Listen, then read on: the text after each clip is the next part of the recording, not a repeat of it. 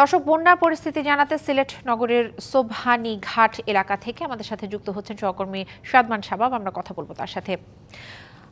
শাবাব, আমরা দেখতে পাচ্ছি যে রাস্তা এর মধ্যে পানির নিচে তলিয়ে গেছে এবং তার মধ্যেই জনগণ এবং গাড়ি ঘোড়া চলাচল করছে। জনদুর্ভোগের কথা জানাবেন আমাদের।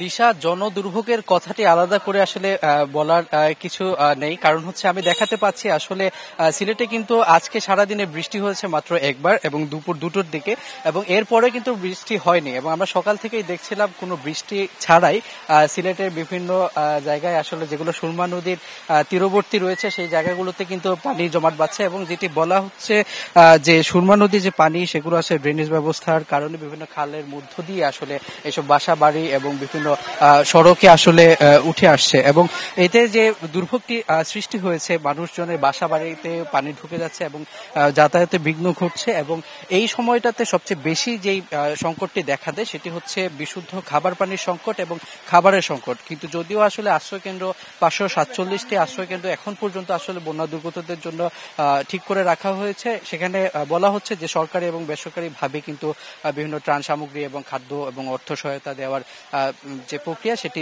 চলমান রয়েছে।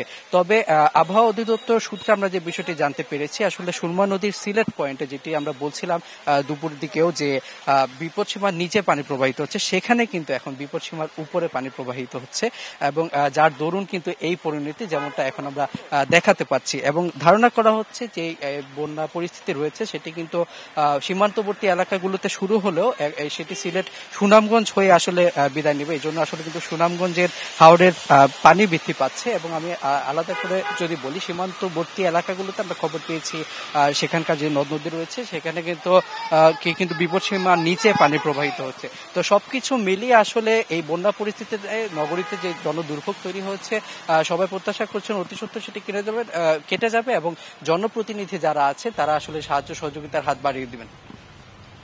শাবাব, ধন্যবাদ আপনাকে।